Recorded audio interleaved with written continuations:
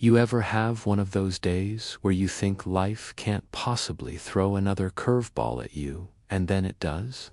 Wearing pearls and clutching a clipboard. Yeah, that was my Thursday. I was just finishing up my lunch break at work when I got a call that made me nearly choke on my sandwich. It was a real estate agent asking if I was aware that my garage was currently listed for sale by someone named Karen. My garage for sale, while my car was literally parked inside it. I thought it was a prank. Spoiler, it wasn't. Now, to understand the chaos that followed, you've got to know my HOA. It's run by the kind of people who think power comes from laminated badges and email threads. Leading the charge is our president, Karen, a woman who believes every blade of grass should salute her as she walks by. Her latest obsession, my garage. She said it didn't match the neighborhood aesthetic. Translation, it wasn't painted beige like the rest of her Steepford paradise. I'd been ignoring her passive-aggressive notes for weeks. Friendly reminder, repaint your garage to HOA approved color number 47, dull desperation beige. Then came the warnings, the threats of fines, and finally a final notice that I shredded on camera and sent to my friends' group chat for laughs. Apparently, that video found its way to her. And let's just say Karen doesn't take humiliation well. So while I was at work trying to earn a living, Karen decided to teach me a lesson. She called a real estate agent pretending to be the owner and told her she wanted to sell the detached structure on lot 14. That structure was my garage, not a foreclosed property, not a shared space, my garage.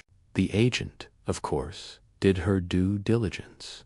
She checked the property records and noticed something strange. My name, not Karen's. So, she called the HOA office. Guess who answered?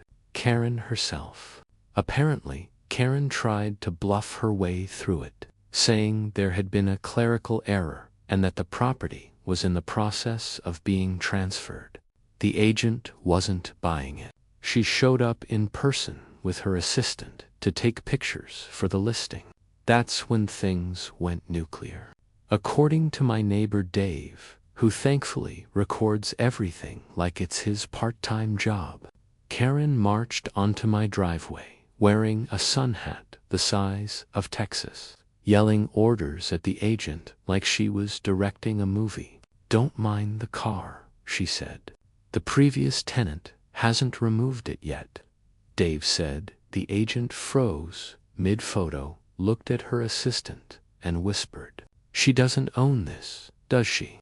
When the agent asked for proof of ownership, Karen pulled out an HOA pamphlet. She started flipping through pages about community guidelines and aesthetic control. The agent looked at her like she'd just claimed to own the moon. She said, "Ma'am, I can't list this unless your name is on the deed." That's when Karen lost it. She grabbed a yard sign from the back of her car, slapped it in front of my garage, and yelled, "It's my property under HOA jurisdiction." Dave, bless his nosy soul, shouted from his porch, "Lady, the HOA doesn't own squat. He pays his dues, not rent." The agent backed away and called her office. Her assistant whispered something about legal liability, and they both decided to call the cops on Karen. Meanwhile, I was still at work, completely unaware that my driveway had turned into a full-blown circus. The police showed up within 10 minutes, and according to Dave's footage, Karen tried to assert authority. She told the officers she was acting on behalf of the community. One of the officers asked, "Ma'am, are you saying you sold property that's not yours?" She said, "Not sold, supervised transaction." Yeah, that didn't help. By the time I got home, there were flashing lights, 3 squad cars, a confused real estate agent, and one very red-faced Karen.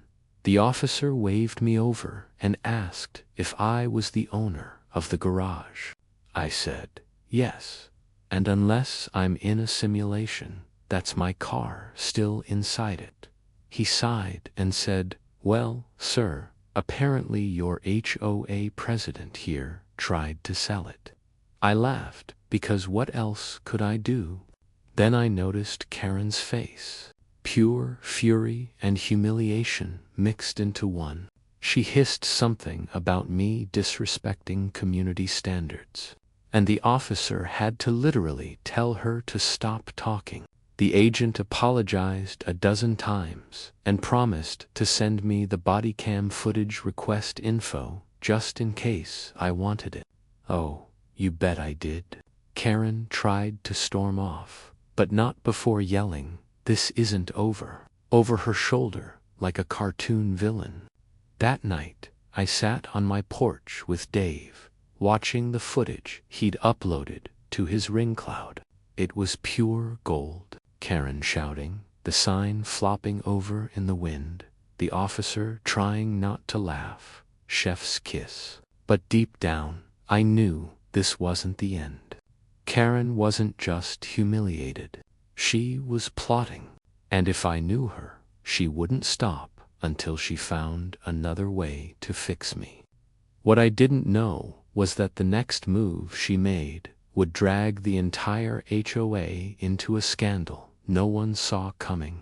You'd think, after the cops showed up, Karen would take a long, hard look in the mirror and maybe question her life choices. But no, she doubled down like a poker player with a bad hand and zero self-awareness. The next morning, I woke up to an email from the HOA titled Community Notice, Unauthorized Property Activity. I opened it, still half asleep, and almost spit out my coffee. According to Karen, I had incited disorderly conduct by falsely claiming private property that was subject to HOA oversight. In other words, she was trying to blame me for stopping her from selling my own garage. But that wasn't even the best part. Attached to the email was a brand new community initiative called the Garage Compliance Program. Basically, Karen wanted every resident to submit photos, measurements, and paint samples of their garages for review. Yeah, because nothing screams neighborhood improvement like your HOA president going full FBI over storage spaces. At this point, I realized something important. Karen wasn't just power hungry. She was obsessed. So, I decided to do what any normal, mentally stable adult would do. I made popcorn. Then, I sent a copy of her email to everyone on the neighborhood group chat, including Dave, who immediately renamed the chat GarageGate 2025 within minutes. My phone was blowing up with messages like, "She's lost it," and "Does she think she owns our driveways, too?" One neighbor even sent a meme of Karen wearing a crown made of paint swatches. The neighborhood was officially turning on her, but Karen, of course, didn't back down. She marched door to door with her clipboard, demanding people sign her garage compliance pledge. When one guy refused, she wrote him up for having dusty hinges. Another lady got cited for non-standard handle shapes. I wish I was making this up. The real kicker came 3 days later when a letter showed up taped to my garage, not mailed tape. It read, "Failure to comply will result in forfeit of HOA privileges and potential property reassessment." I laughed so hard, I scared my dog. The woman had tried to sell my garage and was now threatening to take away my pool key. I decided it was time to push back, but smartly. Remember the real estate agent who called the cops? Her name was Melissa. And turns out she had a lot to say about Karen. She called me that evening, mostly to apologize again, but also to vent. Apparently, after the police incident, Karen tried to file a complaint with the real estate board against her. Melissa said she told them I was working with you to undermine the HOA. They practically laughed her off the phone. That gave me an idea. I told Melissa, if you're up for some fun, maybe you can help me with something. She hesitated, then said, depends, and how illegal is it? I said, oh, totally legal, just entertaining. The plan was simple. I'd host an open garage day for the neighborhood, a barbecue to show everyone the property Karen tried to sell. Melissa loved it. She even offered to bring a few realtor friends for authenticity. The day came and it was glorious. We had burgers, music, lawn chairs, and about 50 neighbors laughing and taking selfies in front of my garage. I hung a big banner that said, "Sold to Common Sense." Melissa showed up with a fake sold sign and posed for photos. Even the cops who'd responded before drove by and waved. Karen, of course, appeared 10 minutes later, red-faced, hair frazzled, clutching her clipboard like a weapon. "This is unauthorized," she shrieked. "You can't hold events without HOA approval," Dave yelled from the grill. "It's not an event. It's a memorial for your credibility." The crowd roared with laughter. Then Karen spotted Melissa and completely lost control. "You again," she screeched. "You're trespassing on HOA property." Melissa smiled sweetly and said, "According to the county records, this is his property. You remember the one you tried to sell?" The crowd went dead silent, waiting for Karen's reaction. She stuttered something about community ownership and interpretive jurisdiction, whatever that means. Then, in a twist even I couldn't have scripted, Karen tried to grab the fake sold sign, but tripped over the grill hose and fell straight into a folding table full of coleslaw. Dave got it on camera. Obviously, half the neighborhood was crying with laughter, and the other half was posting it online. Within hours, HOA Karen takes a dip in coleslaw was trending locally. That night, I sat outside again, watching the chaos unfold on social media. Karen had gone viral. Her little HOA kingdom was crumbling under the weight of her own ridiculousness. But instead of hiding, she went on damage control, sending out another community-wide email claiming that online misinformation was being spread by certain non-compliant homeowners. It was hysterical, but also a little sad, because instead of realizing she'd gone too far, Karen was gearing up for round 3. And this time, she wasn't just after my garage, she was going after my house. By the time Coleslaw Karen hit 30,000 views online, you'd think she would have waved the white flag and retired her clipboard in shame. Nope, not even close. This woman had the persistence of a Wi-Fi signal at one bar. Weak, annoying, but somehow never completely gone. A week after the barbecue, I came home to find a brand new HOA notice taped to my front door. Bold letters, all caps. Mandatory property inspection. Structural compliance review. I rolled my eyes so hard I nearly sprained something. She was doing it again. This time, she wasn't targeting my garage. She was going after my house. Later that night, I saw her marching up and down the street with a flashlight and a clipboard, like she was in an episode of CSI Suburbia. My neighbor Dave texted me a video of her measuring my mailbox with a ruler. I replied, She's either planning another complaint or building a spaceship. The next morning, she showed up at my door, unannounced of course, and said, "Sir, I'm here to conduct a visual inspection." I smiled and said, "Oh, great. Do you have a warrant?" She blinked. "A what?" "A warrant," I repeated, "because last I checked, this isn't HOA property. It's mine." She stammered something about community regulations, but I just pointed to the no trespassing sign I'd recently installed right next to the viral photo of her covered in coleslaw. She stormed off, muttering about legal consequences. Turns out she meant it. 2 days later, I received a letter, not from her, but from an attorney. Well, kind of.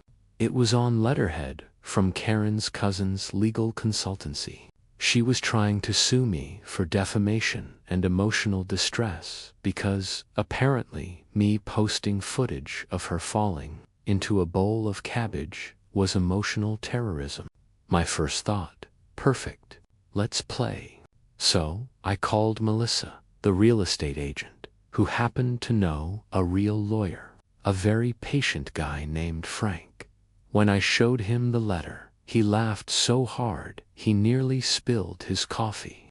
"This isn't even legally formatted," he said. She cited Article 12 of Neighborhood Peace Enforcement. "That doesn't exist," I said. "Oh, it exists in her imagination." Frank drafted a professional response, polite but lethal. It stated in very clear terms that not only was Karen's claim baseless, but her prior attempt to sell my garage without ownership documentation could be considered fraudulent misrepresentation. Translation: she was now the one in legal hot water. The moment she got that letter, the tone of the neighborhood changed overnight. Karen went from strutting peacock to paranoid pigeon. She stopped patrolling the streets and started holding emergency HOA meetings, all behind closed doors. But it was too late. Word had spread. Turns out my video had caught the attention of a local news reporter who specialized in neighborhood disputes. Within days, there was a news van parked outside interviewing me, Dave, and half the neighborhood. The headline: HOA president tries to sell resident's garage, gets served instead. Karen tried to hide inside, but the reporter knocked on her door anyway. All she managed to say was, "No comment," before slamming it shut. By the next HOA election, the entire board had turned against her. They held a vote, and for the first time in the community's history, it was unanimous. Karen was officially removed as president. The same week, she quietly listed her own house for sale. I couldn't resist sending her one last message: a photo of my garage with a not for sale sign and the caption, "Don't worry, I'll keep the price firm." The following weekend, we threw another barbecue, bigger this time. We called it the Karen-Free Celebration. Even the cops who handled the first incident showed up for burgers. Dave handed me a drink and said, "Man, who knew a garage could start a revolution?" Melissa raised her glass and added an end, a reign of tyranny. I looked at the garage, freshly repainted, same color as before. "Thank you very much," and smiled. "To freedom," I said. The crowd cheered. But the best part, 2 weeks later, I got a call from the county office. Apparently, Karen's garage compliance initiative had caused so many complaints that the county opened an investigation into the HOA's practices. Her name was now on a real record, one she definitely didn't want listed. So yeah, in the end, she did manage to make it into property history, just not in the way she planned. And as for me, my garage is still standing, my car is still parked inside, and the only sign out front now reads, This property is Karen-proof. If you enjoyed this story, make sure to hit that subscribe button. Every single subscription motivates me to bring you even more exciting and dramatic HOA stories. And don't forget to tap the bell icon so you never miss a new upload. I'll see you in the next story, where justice gets even more satisfying.